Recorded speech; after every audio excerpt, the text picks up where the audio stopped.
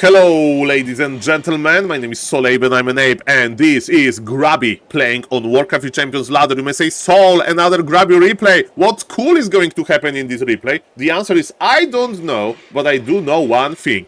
Grubby wants to get into top 10 of Ladder, and Grubby is getting more and more and more maximum MMR, so he's breaking his MMR records. And in this game, he can break his MMR record, and basically what I can also tell you from my observation on Grubby, he has been winning more and more, because, there is not that many high MMR players at the hour that Grubby plays, right? Because the Asian and Korean players, they usually, it's like middle of the night in Asia. Like, like midnight European time is like 6, 7 a.m. in China, so they are asleep. But yes, my point is that Grubby has started winning more and more versus his regular opponent, and Mr. Hangaiku on the bottom right is a man that is his regular opponent. And ladies and gentlemen, to start the stream right, we have a support immediately. Thank you, Mr. Savage, for the sub.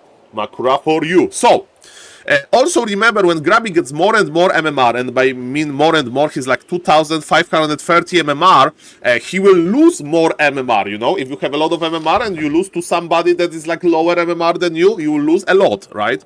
If you lose to somebody on your level, you lose like so-so, like it's plus 10, minus 10, and you win versus somebody super good, you can get like sometimes even double, but it's very rarely. You get like 15 MMR, that's 16 MMR, that's a huge gain from one game. But I digress. So yes, ladies and gentlemen, Grubby versus Hangaiku. Grubby knows his opponent. He knows how Hangaiku likes to play. Grubby tested him with Farseer, Taurens, whatever, but Grubby thinks that Blade Master is the best option here, and I love Grubby base layout, ladies and gentlemen.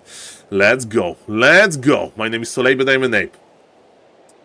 Okay. So, we have, and thank you for the compliment, Mr. Slats Mumbai. We have the Wisp aggression, so Hangaiku was a little bit sloppy with his Wisp control. Demon Hunter is buying Circlet and Dust, so he is getting ready, the Demon Hunter, the Night Elf player, for some, trades with the Blade Master, and, Grubby is not going to commit into creeping that much. In this matchup, this is very tricky. This is completely different than, for example, Human versus Undead. In Human Undead, you creep a lot, you expand a lot. In Night Elf versus Orgon high level, there is a lot of running. Where are you running? Because I can. Demon Hunter is looking for the Blade Master looking for the Demon Hunter. They try to snipe small items and all of this good stuff. Grubby has 1 grand, but this 1 grand is enough to make the Wisp move, and Hangaiku is watching. And the Wisp survive. Oh yes, 5 HP Wisp, but doesn't matter because he's protected by Entangled Goldmine. Oh, Mr. Grubby shop is a little bit late, so Hangaiku will be able to cancel it. It's not the end of the day, but it means that Grubby won't have any mana anytime soon. The amount of archers is between 1 and 4 usually. Hangaiku is going for archer number 3. Let me tell you, it's pretty hard to keep archers alive versus like high-level Blade Master with Dust. High level, it can be even level 1, but yes, depends on the position, of course. A lot of, it's level 1 versus level 1, but inventory of both players is filling with items, so again, very low amount of creeping and high amount of like chasing and fighting in this game. So both players are going back in order to heal. Night Elf will heal from his Moonwells, and Grubby will heal eventually from his Voodoo Launch with some nice items. So far he can take damage on the grunts, and yes, Grubby tech is going to be much faster than the Night Elf tech. That's the plus of teching with 1 burrow only, because that's what Grubby did. And still, Grubby needs to wait a little bit longer for level 2, but his opponent is waiting for level 2 as well. All things considered, I would say it's looking okay for both players. And now they need to look for the advantage in the mid game. So how Grubby is going to approach that? He's checking out on his opponent. He definitely needs to be careful with the second Ancient of War camp. What is the second Ancient of War camp? It means that, how is the cycle of life of Ancient of War? You produce 1 archer, then you creep a small green camp, then you root again, you produce more archers, then you uproot and you go to another camp. and then usually you die. Because usually then you are like out of position somewhere. Grubby is going for the Wisp harassment. By the way, you can make, if Blade Master has no mana, you can block him. Oh, the base layout is so important. It's a free Archer White. Free Archer White, the Wisp. He's blocking. Oh, Hangaiku, no, he could make a Moonwell. Ah, he almost blocked him, man.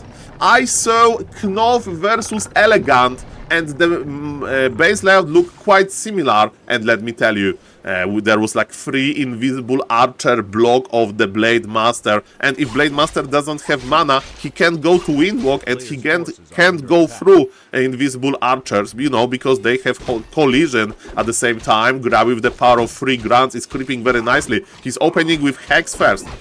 Oh yes, let's check Grubby main base. At this point, Pro Night Elves, they scout and they check what is the second production building for the Orc. If it's Tower and Totem, then you go tier 3.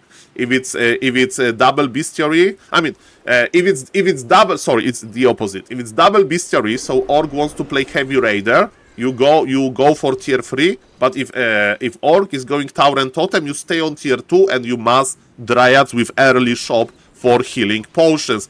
I digress, this is what they do on pro level. Is it that important in this game? Kinda, because Grubby is getting into pro level MMR value. 2500 MMR on Warcraft Champions is crazy. And can Grubby get a W to break his maximum MMR? And he needs maximum MMR high in order to get his high ranking, because ranking, oh, the timing, Grubby is going for the full box tracker, and the grunts are here. Grubby will surround. Come on, are we surrounding?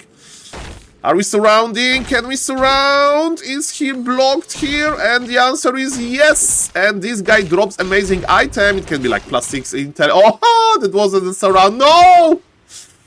We had to commit another hex, but that's okay. That's okay, take some time, but you know, the other minions, they don't attack you, and Grubby was rewarded by Warcraft 3 gods with +6 agility.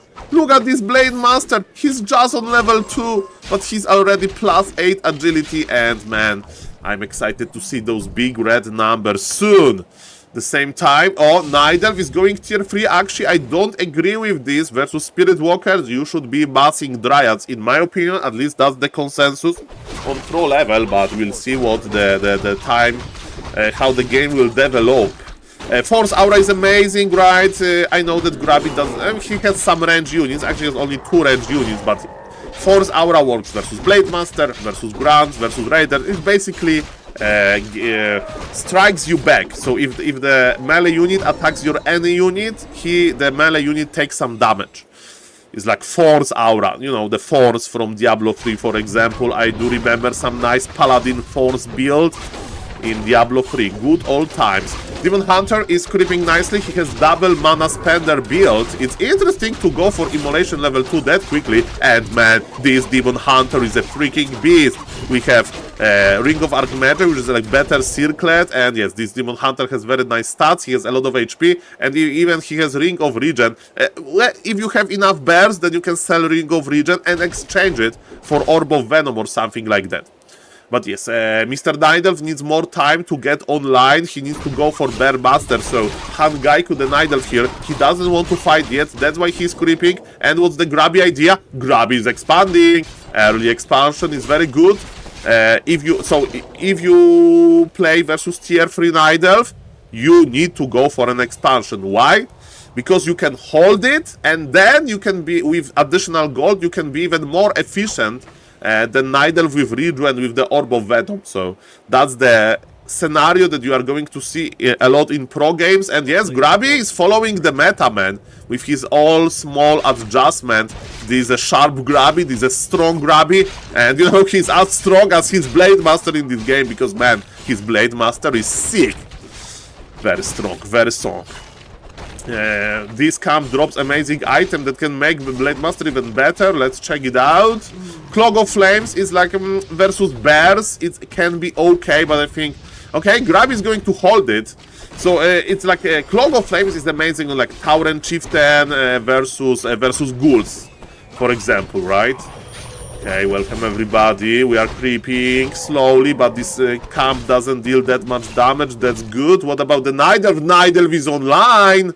Nidelv is online. I see an orb. There is no Staff of Preservation though, that's scary. Why we need Staff of Preservation? To, you know, save units. You can teleport your unit back to your base, and inside of the Nidelv base, you have Moonwells, all of this good stuff. Blade Master is here, Blade Master is coming. We start with Entangle. Grubby can think about dispelling. We have a big fight. The bears are here. We need to morph the bears. We need to morph the bears. They don't deal much damage if they are not morphed. Code of Beast, 8-1 bear. And Grubby is just going for some bears. That's good. They are fighting. Remember, Grubby has expansion coming. Grubby can pull back, but he needs to pull back, you know, and keep his expansion alive at the same time. It's a tier 2 orc army, so Spirit Walkers, they can only dispel and give Spirit Link. There is no revive. And another Code of Beast is here, but the problem is that the amount of bears is going down. Can High Guy could do something about this? He's trying to save red HP bears. He's trying to be efficient, but he's not as efficient as he should. He has only one bear. This redo is not enough. And man, Han Gaiku is one of the best Nidelvs on the server. And with all due respect to Mr. Han Gaiku, but this particular game, Grubby's just ahead since start. Just ahead. I mean, just in control. I mean, the trades at the start was okay. Grubby lost his shop, but doesn't matter. Grubby made a big Blade Master. He went for the meta play with expansion. And that's just amazing. That's just amazing. It's looking good. Steady. Now he's going for the invul maybe. Okay, he sold the healing item. Oh, he's making a glass cannon, a Blade Master. And by the way, Shadow Hunter is, look at this. Shadow Hunter is enjoying the clarity cocktails. Shadow Hunter loves to be on high mana. Neither it still can be dangerous. We have nice level, we have Wisps versus Spirit Link. By the way, you know that when Wisp use detonation ability, it's like mini mana burn. It's minus 40 mana. And you know, the Wisp can detonate all of the mana basically of this army, and if you are aligning, you don't need more lumber. Okay, this is going to be the most important fight of this game. Grubby Blade Master can be killing potion. This Blade Master is not thinking about dying. This Blade Master is thinking about the big red numbers, and the Blade Master is going in. And look at this. Bam, bam, and GG is just called, Mr. Han Gaiku. So how big this army is, and man, Grubby is just steady. Just steady. Like, he has too much. Mamma mia, man. Grubby is like sharp. Grubby is super sharp, and I really wonder how high he can put his maximum MMR. So far it's 2530. He's like 30 more MMR would be the best to get 2600, that he can get into high ranking quickly. The time will tell, but in this game he broke his MMR record. And I can't wait for his today Warcraft session. He streams every day Warcraft around 8 PM European time. Guys, thank you for watching. Subscribe for more. Leave me a comment with the like for more. Thank you for that, and see you in the next one. Bye!